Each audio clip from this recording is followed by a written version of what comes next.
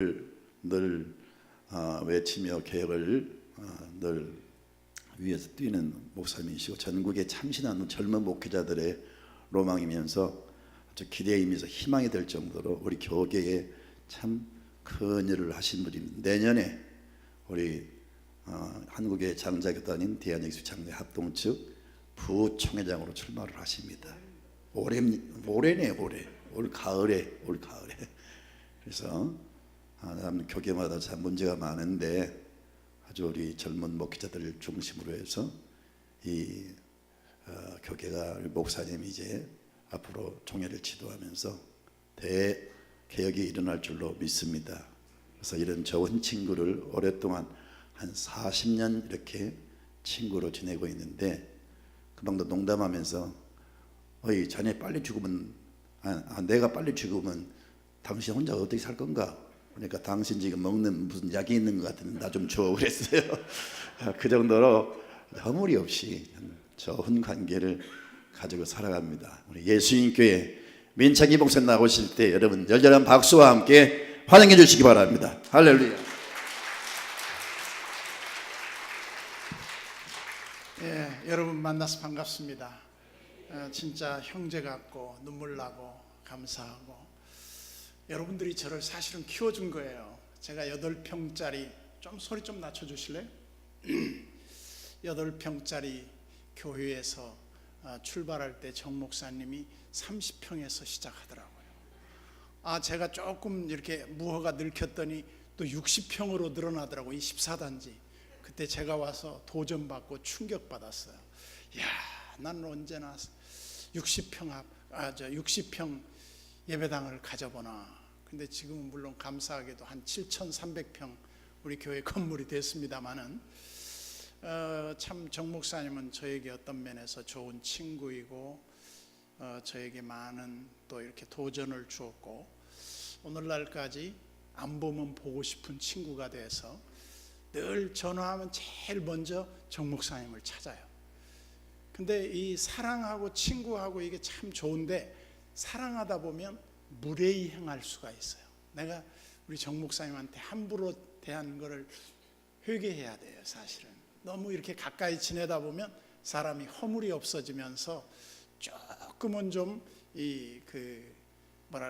편한 마음에 이렇게 서로 허물이 없은 그런 관계로 이렇게 함부로 대하기도 하지만 제가 우리 정 목사님한테 아무리 꾸중을 하고 화를 내도 한 번도 화를 낸 적이 없어요. 제가 지금까지 우리 친구들 중에 제가 사람을 만나면서 화를 낼 줄 모르는 사람 딱 2명을 만났어요.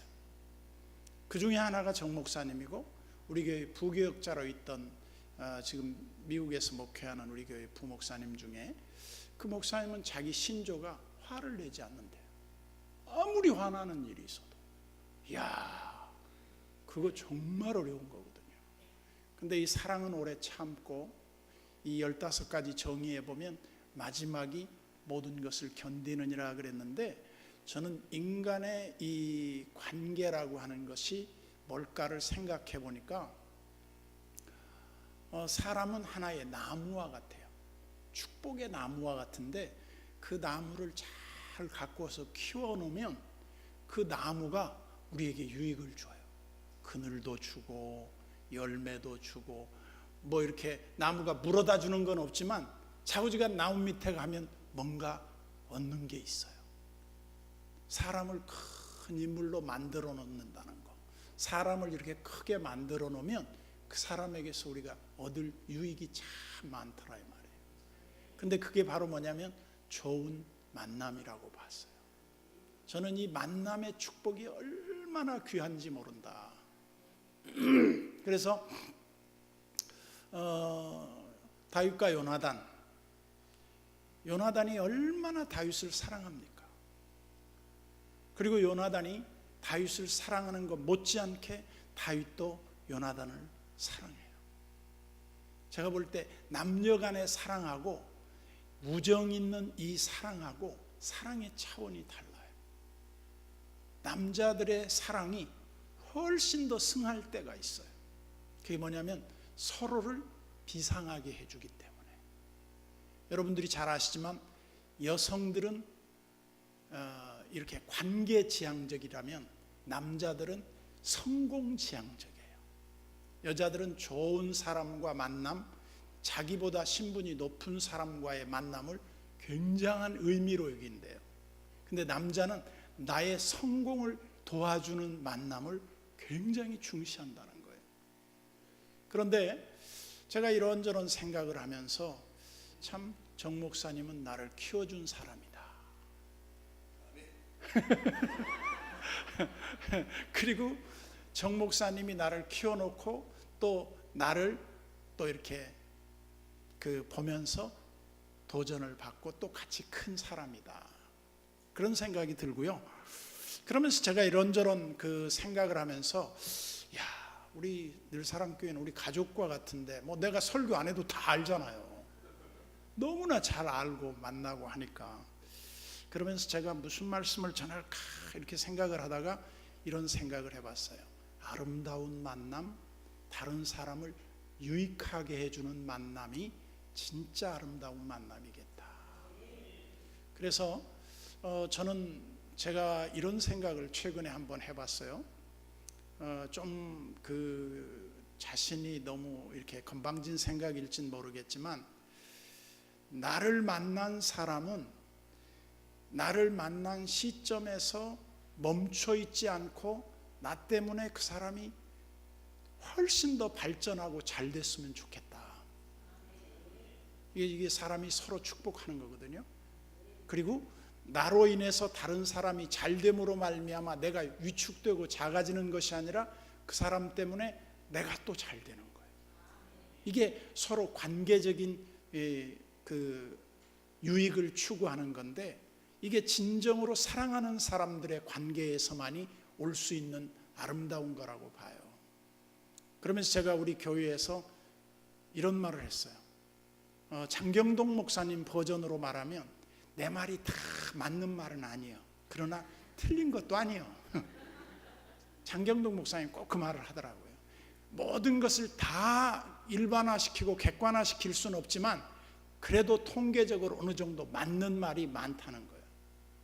그래서 이제 장경동 목사님이 재미있는 말을 많이 했어요.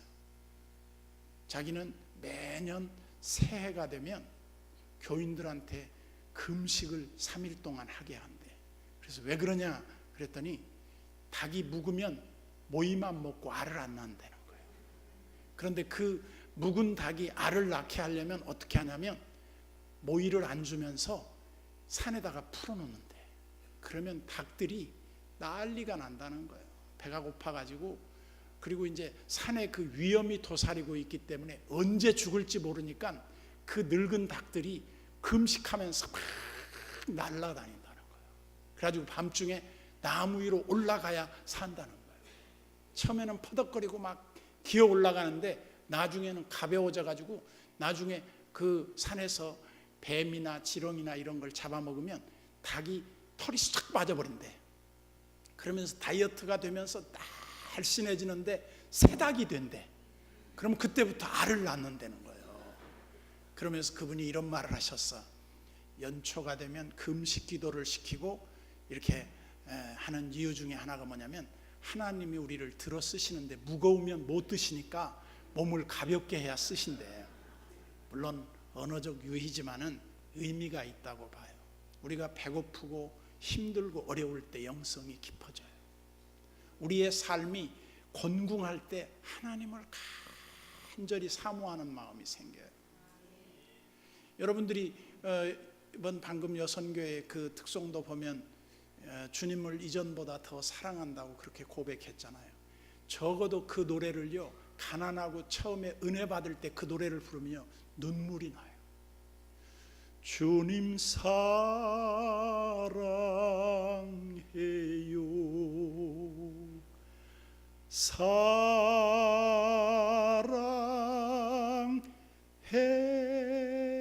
사랑해요, 주님 사랑해요. 가슴이 막 뜨거워지잖아요. 주님을 사랑할 때, 이 사랑의 고백을 할 때 내 마음이 막 뜨거워지는 거예요. 이게 우리가 하나님과 우리와의 관계에서 은혜의 골이 이 간격이 벌어지지 않았다는 거예요. 이게 벌어지면요, 눈물이 없어져요. 감격이 없어져요. 하나님 사랑하는 마음이 약해져요. 참 제가 이렇게 오늘 그냥 신변 잡기식으로 제가 말씀을 드리려고 그래요. 근데 저는 이렇게 제 지갑이 상당히 빵빵합니다. 이렇게 보면 지갑이 꽤 돈이 많이 들었죠. 내가 이 지갑이 언제부터 이렇게 빵빵해지기 시작했냐면요, 어느 날 갑자기 빵빵해지는 거예요. 늘 이 지갑이 가벼웠는데 두꺼워지는 거예요. 그것뿐만 아니라 여기도 또 돈이 이렇게 또 있어요. 누가 주는 거예요. 자꾸 줘요. 목사님 쓰시라고 주는 거예요. 야, 나는 가난한 촌놈, 무식한, 공부도 꼴찌만한 쓸모없는 인간인데 하나님이 왜 나를 이렇게 사랑하시나? 왜 이렇게 하나님은 나를 많은 것으로 채워주시나? 근데 그것은 내가 작은 마음으로 하나님을 사랑하고, 이 현대인들의 가장 단점이 뭔가, 이 책을 보면서 내가 느끼는 게 현대인들이 약아졌다는 거예요. 디보션이 없다는 거예요. 헌신이 없다는 거예요. 헌신하지 않으면 역사가 없어요. 그래서 제가 이제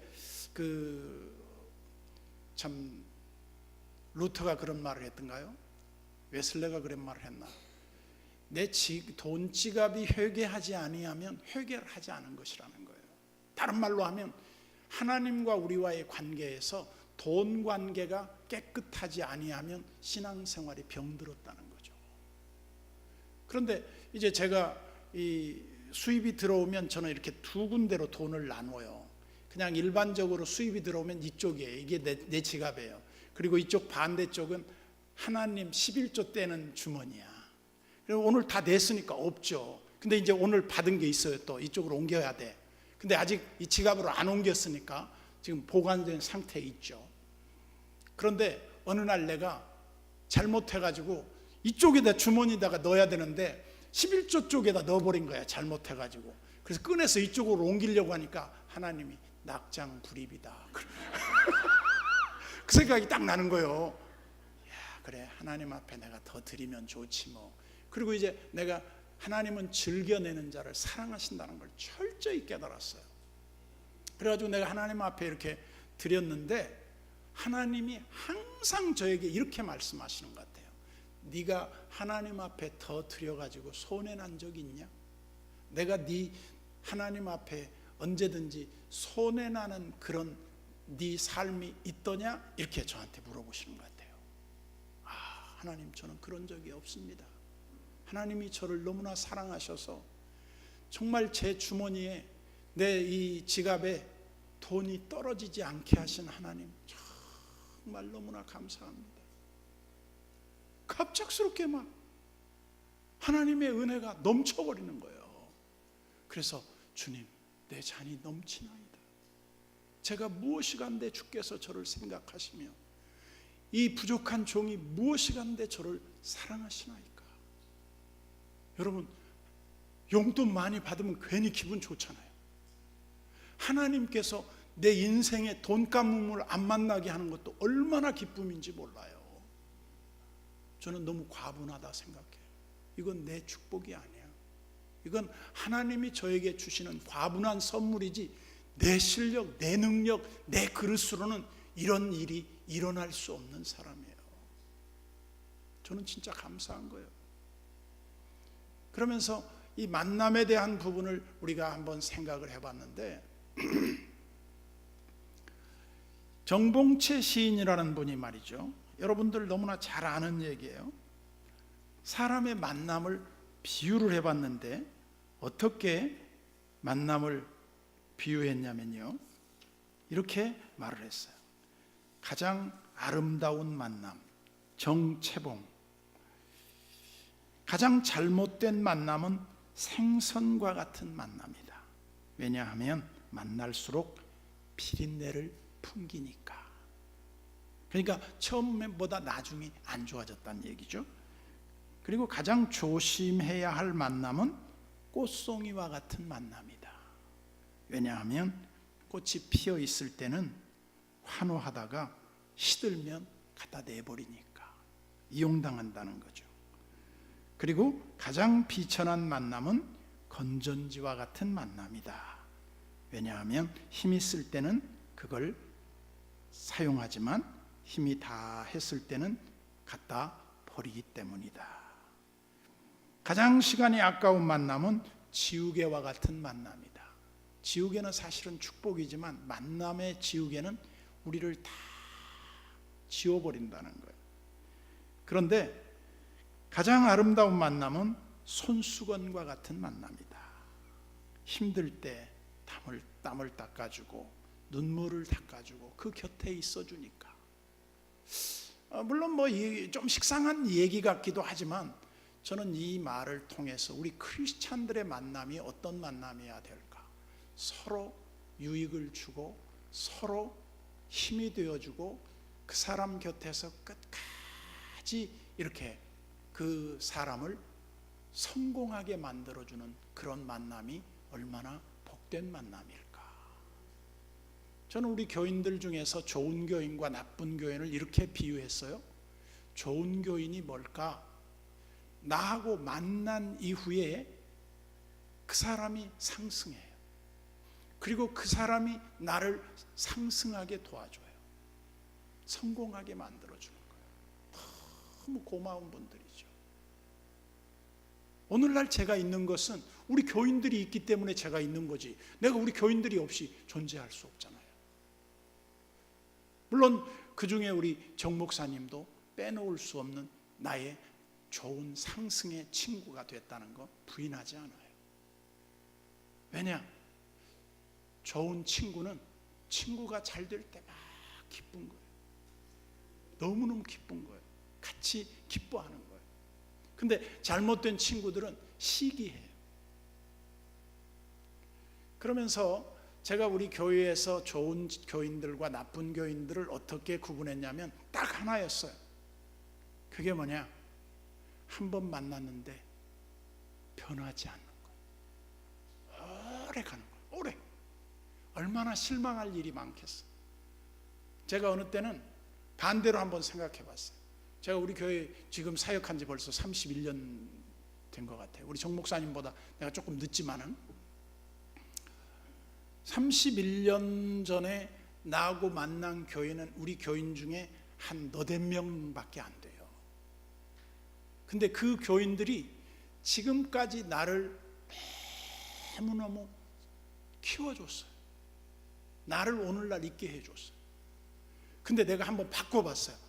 야, 내가 만약 교인이고 저분들이 내가 섬기는 교회 목사님이라면 내가 이렇게 섬길 수 있었을까? 난 그렇게 못했을 것 같아요. 왜냐? 조금 지겨워가지고. 아니, 내가 30년 넘게 감사절만 해도 150번, 300번을 했잖아요. 얼마나 많은 설교를 해서, 특히 부활절 고난주일 설교 같은 경우에 그것도 1년에 한 번씩 하더라도 얼마입니까 그게? 수십 번 했단 말이에요. 그런데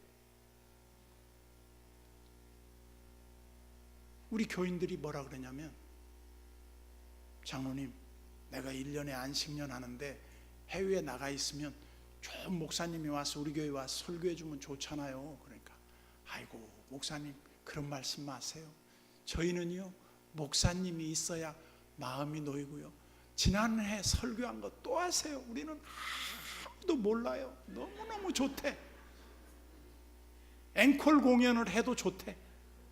이야, 전 그 말을 듣고요 너무 감사했어. 아니, 작년에 한 거 왜 또 써먹으세요? 그러면 내가 얼마나 미안하겠어. 근데 우리 교인들이 그렇게 사랑하고 이해해주고 나를 밀어주고 받쳐주고 내 곁에서 나를 지켜주니까 내가 오늘 있는 거예요. 우리 교회 집사님도 같이 왔지만은 저런 분들이 다 나를 오늘날 있게 해준 거예요. 근데 왜 제가 이런 말씀을 드리느냐면, 현대인들이 상대방이 잘 될 때 은근히 자기 박탈감을 느껴요. 목사님은 잘 나가는데 우리 뭐지? 이런 느낌이 드는 사람들이 있어요. 시험 든 거거든요. 근데 우리 교인들의 거의 99%, 내가 100%라고는 장담을 못해. 한 99%. 우리 교회 언젠가 극동방송에서 우리 교회 좋은 교회 해가지고 와가지고 나도 모르게 교인들한테 다 설문을 조사했는데 2명이 우리 교회 별로 안 좋대. 그리고 나머지 99%가 다 좋대. 그래서 내가 기분 나빠서 2명이 누구야? 우리 교회 나오지 마. 안 좋은데 뭐로 나오냐? 내가 그런 말을 웃으면서 할 수 있다는 것도 자신감이에요. 그러면서 제가 우리 성도들에게 그런 말을 했습니다. 여러분, 세상에 완전한 교회는 없습니다. 그러나 저는 여러분들에게 정말 우리 교회만큼 좋은 교회도 없을 거라고 하는 자부심이 있습니다. 근데 그 우리 교회가 좋다는 의미는 뭐냐면 상식적이라는 거예요. 상식적인 교회에서 크게 벗어나지 않으려고 했다는 거예요. 그래서 제가 추구하는 좋은 그 교회의 기준은 다른 사람이 봤을 때 교회는 그래야지, 목사님 그래야지, 성도는 마땅히 그래야지, 그게 좋은 교회다.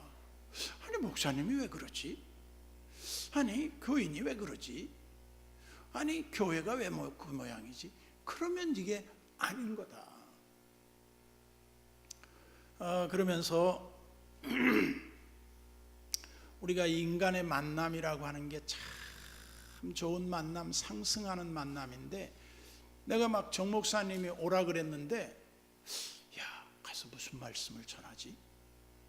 내가 다른 교회 가서 부흥회하는 내 단골 메뉴 그걸로 하기는 좀 그래. 내가 정 목사님하고 나오고 이 좋은 우정을 교인들이 알아줬으면 참 좋겠다. 그런 마음이 들었어요. 그러면서 제가 이 관계적인 측면에서 인간의 상승 효과를 어떻게 묘사할 수 있는가. 예전에 들은 얘기 가운데 이런 얘기가 있었어요. 일본의 한 여자 기숙사에 복면 강도를 한 도둑놈이 들어왔대요. 들어와서 막 이제 엎드리라고 그러고 다 이제 막 배낭에다 집어넣었는데, 그때 아주 신앙이 좋은 자매가 자기의 성경책을 그 배낭 속에 집어넣었던 거죠. 어떻게 보면 이것도 만남이거든요. 그런데 이 배낭 속에 작은 성경책을 집어넣었는데 도둑놈이 집에 가서 전리품을 다 이렇게 꺼내서 보니까 이상한 물건이 평소에 한 번도 안 보던 물건이 들어있는 거예요. 그래서 이게 뭐지? 그러고 이렇게 쭉 펴서 보니까 딱 예배소 5장 24절인가요? 도둑질하는 자는 다시 도적질하지 말며 내 손으로 수고해서 먹을지니라, 이런 구절이 나와요. 도둑놈이 충격을 받았어요. 도둑질하는 자는 다시 도둑질하지 말며 내 손으로 수고해서 먹어라. 이 말을 접한 이 사람이 마치 하나님 앞에 몽둥이로 맞은 것 같은 충격을 받았어요. 그리고 이 사람이 교회를 나갔어요. 그리고 이 사람이 은혜를 받고 신학교에 가서 목사가 됐어요. 그래서 이제 열심히 일본에서 목회를 하는데 노총각이 장가를 가지 못했어. 그래서 예쁜 신앙 있는 자매를 구해서 결혼을 했는데 바로 그 기숙사에서 자기에게 성경을 넣어준 사람하고 만난 거예요. 이 실화거든요. 그래가지고 이 자매가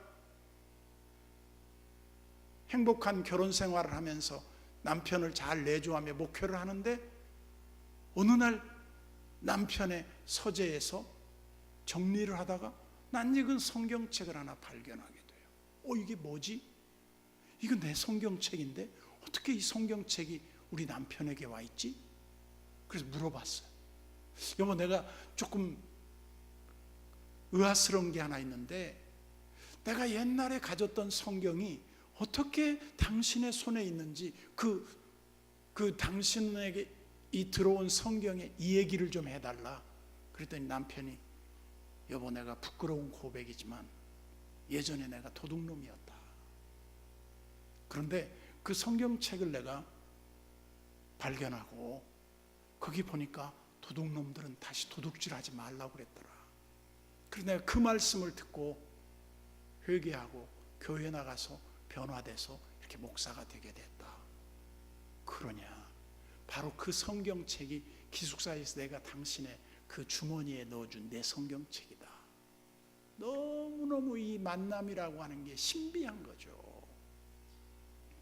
오늘 우리가 예수님께도 보면 그런 말씀이 나오잖아요. 선한 선생님이요, 내가 무엇을 하여야 영생을 얻으리까? 그래서 다 계명을 지켜라. 내 계명 다 지켰습니다. 너 부족한 게 있다. 네 것을 팔아서 가난한 사람을 나눠주고 구제하라. 이 사람이 머리를 뻑뻑 끌고 갔어요. 다시 오지 않았다는 거죠. 그런데 이 사람이 결국은 이제 떠나가고 다시 오지 않았지만 또 다른 예가 하나 나와요. 한 사람이 주님의 말씀을 듣고 삶의 태도를 바꿔서 다 모든 사람에게 선을 베풀다가 이 예수님에 대해서 질문을 던져요. 내 이웃을 하나님을 사랑하고 내 이웃을 내 몸과 같이 사랑하라고 하신 주님의 그 가르침에 있어서 자기가 조금 잘 보이려고 내 이웃이 누구입니까? 이렇게 물었잖아요. 그때 인생이 다 강도 만나는 거예요. 강도를 만나는데 어떤 강도를 만납니까? 내 인생을 다 빼앗아가는 거예요. 저는 인간관계도 보니까 사람이 만나면 내가 저 사람한테 유익하지 않을 만남을 원하는 사람은 없어요. 내가 저 사람을 통해서 뭔가 얻을 유익이 있어야 그 사람과 만나는 거지, 저 사람 만나서 아무 유익이 없다 그러면 안 만나지는 거예요. 그런데 우리가 다른 사람에게 유익을 얻으려고 하는 것뿐만 아니라 내가 다른 사람에게 유익을 주려고 하는 삶을 살라는 거거든요. 그러면서 이제 강도 만난 얘기를 하잖아요. 어떤 사람이 예루살렘을 떠나서 예루살렘에 이제 그 높은 840m 고지에서 유대 광야를 지나 저 여리고로 내려가려면 내리막이에요. 얼마나 내리막이냐면 여러분들이 이스라엘 성지순례를 가본 사람은 아시겠지만 헤브론을 지나 사해바다 쪽으로 내려가면 해수면보다 약 200m 아래로 내려가요. 이렇게 생겼어요. 이렇게. 여기가 지금 바다라면 이스라엘은 이렇게 파여 있어요. 내려간단 말이죠. 근데 성경에서 참 이 언어적 유의가 있어요. 내려갔는데 잘된 예는 없어요. 어떤 사람이 여리고를 떠나서 예루살렘을 떠나서 여리고로 내려가다가 강도를 만나서 가진 것을 다 빼앗기고 거의 죽게 되었더라. 버리고 갔다는 거예요. 근데 다른 사람들은 다 외면하고 지나갔는데 평소에 원수같이 여겼던 사마리아 사람이 그 사람에게 와서 포도주를 붓고 상처를 싸매주고 이 사람 비용을 다 대주고 나귀에다가 태워서 주막에, 요즘 말로 하면 여관에 데려다 준 거죠. 그 여관에 데려다 주면서 이 사람을 잘 돌봐주시오. 내가 이 사람 비용을 더 들면 더 줄 테이니 이 사람 돌봐주시오. 그때 예수님이 이렇게 말해. 이 중에 누가 네 이웃이겠느냐 이 말이에요. 이웃은 다른 사람을 유익하게 해주는 사람이 이웃이다 이거죠. 네, 저는 그래요. 여기 뭐 우리 송장로님, 왕장로님, 이장로님, 차장로님, 또 구장로님, 또 박장로님, 오장로님, 하여간 내가 다 우리 형제 같아요. 정말로 남 같지 않잖아요. 권사님들도 뭐 너무너무. 제가 예전에 가난하고 조그마한 교회 때 여러분들이 우리 교회 부흥회할 때 한번 지원 사격을 해주러 오셨다. 와, 근데 오시는데 여러분들 옷차림을 보니까 수준이 달라. 우리 동네는 촌티 팍팍 나는 거야. 근데 여러분들 옷 입고 딱 나타나는데 와, 강남 3구의 귀부인들이 탁 나타나니까 내가 확 쫄더라고. 근데 요즘은 좀 안 쫄아요. 왜냐하면 식구가 많아지니까 별별 사람이 다 오니까. 그래서 이제 참 이렇게 다양한 식구들과 만남이 이루어졌는데, 저는 그렇게 말했어요. 우리 교인들한테, 여러분, 저를 만났는데 여러분들의 삶이 쪼그라들었다든지, 저를 만났는데 저 인간 내가 만나기 전보다 내 인생이 못해졌어, 그런 사람은 아마 없을 거라고. 왠 줄 아냐? 인간은 서로 상승 효과를 주게 돼 있다. 내가 잘 되는데 그 나하고 같이 있는 사람이 잘 되지 않는 법이 없다. 일본의 유명한 오토 게니치라고 하는 혼다의 그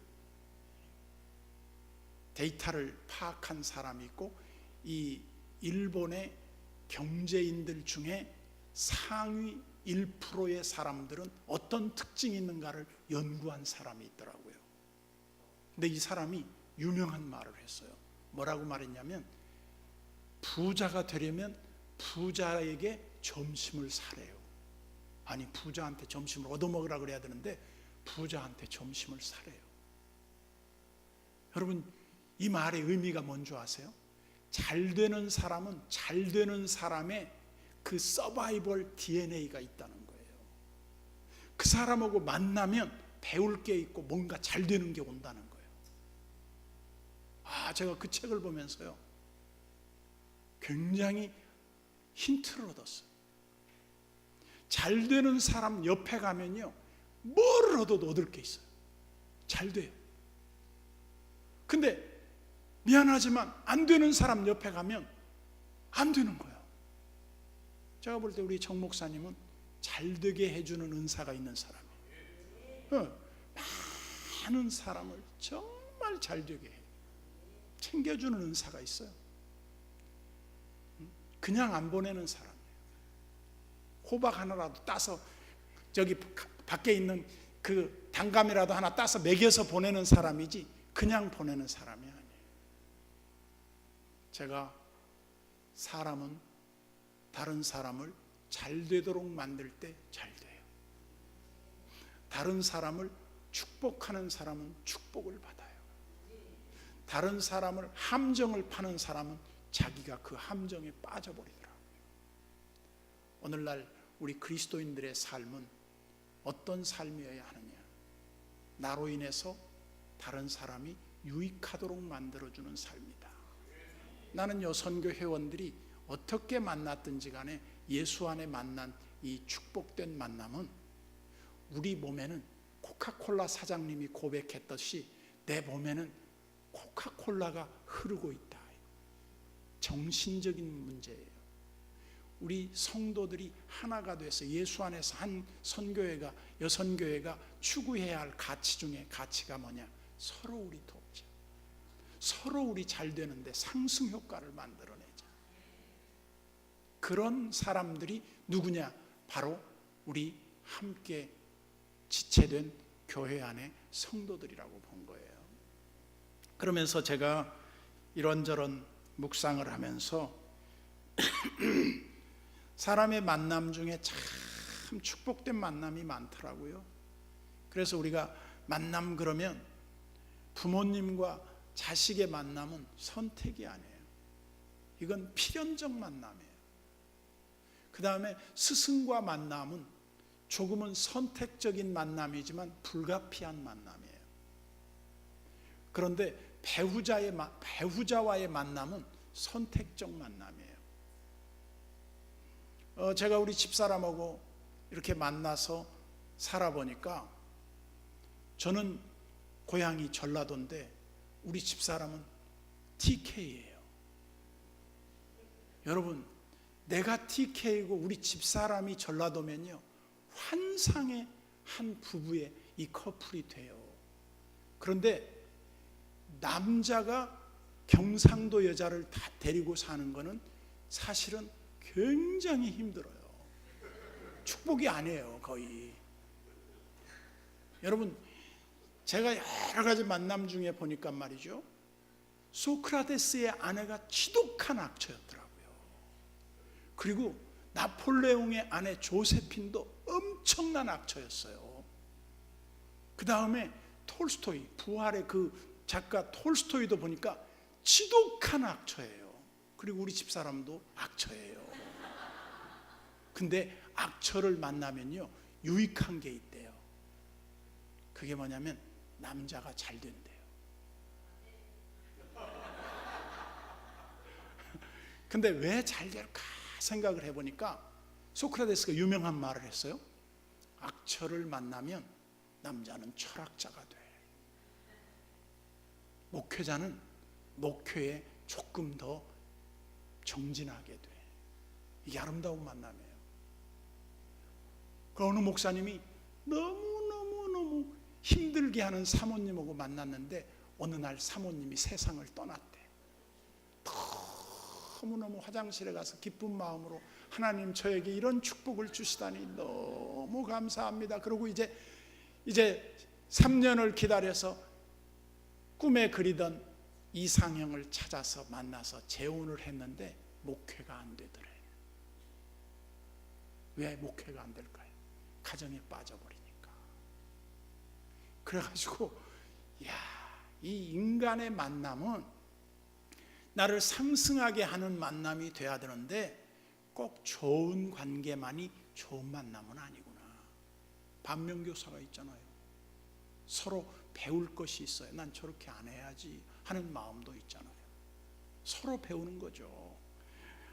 그러면서 처칠과 플레밍의 만남 같은 경우에도 보면 처칠이 시골에 놀러 갔다가 물에 빠져 허우적대고 죽어가는데 플레밍이 시골에서 맨날 물장구 치고 노니까 그 빠진 애를 다른 사람들이 발을 동동 구르고 아무도 못 구해 올 때 그 플레밍이 가서 건져줬어요. 그러니까 처칠의 아버지가 그 집안이 부유했는데 그 시골의 애가 처칠의 생명을 살려줬으니까 얼마나 고마워요.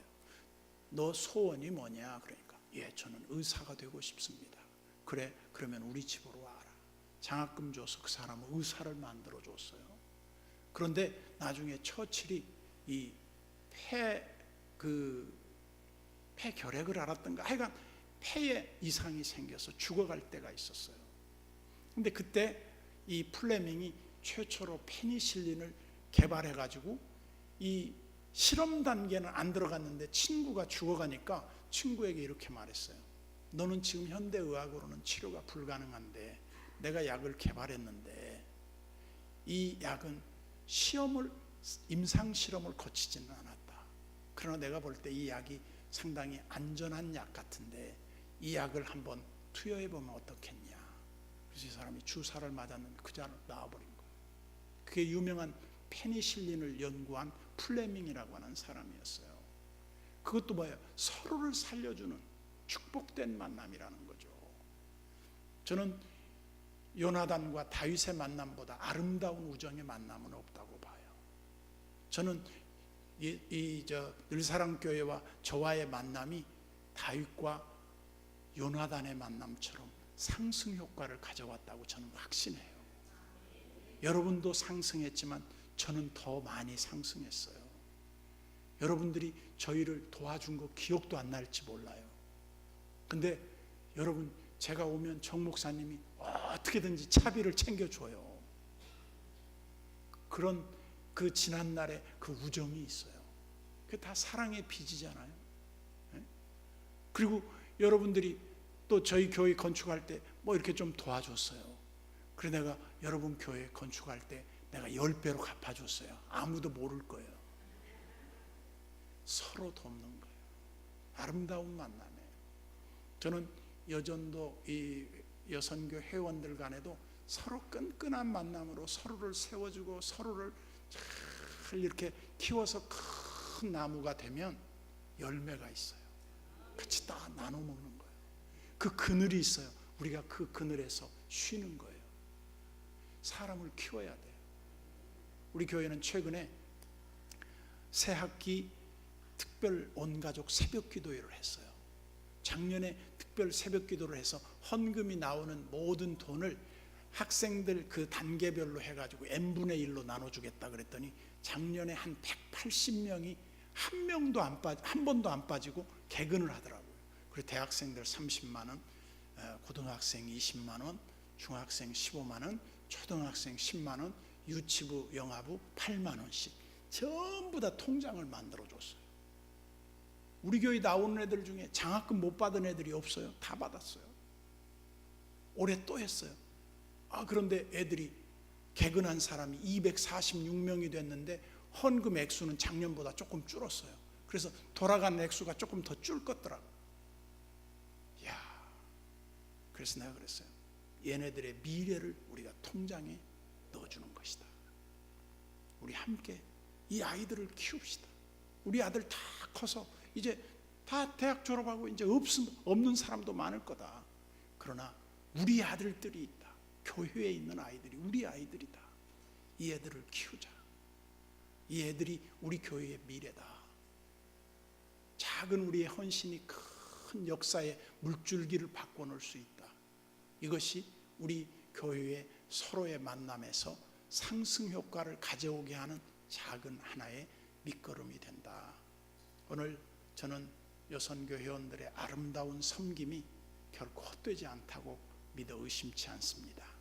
늘사랑교회의 앞날에 하나님의 무궁한 발전과 축복의 역사가 계속되길 바라고, 여러분들이 더 큰 인물을 만들어내는 좋은 밑거름들이 되어주셔서 앞으로 먼 훗날 그때 우리가 작은 하나의 단초를 놓았는데 이렇게 큰 역사가 일어날 줄 몰랐다. 서로 사람은 키워줘야 할 위치에 있다는 것을 깨달으면서 아름다운 우리의 만남이 지속되기를 주님의 이름으로 축원합니다. 하나님 아버지의 은혜를 감사합니다. 우리가 주 안에서 아름다운 만남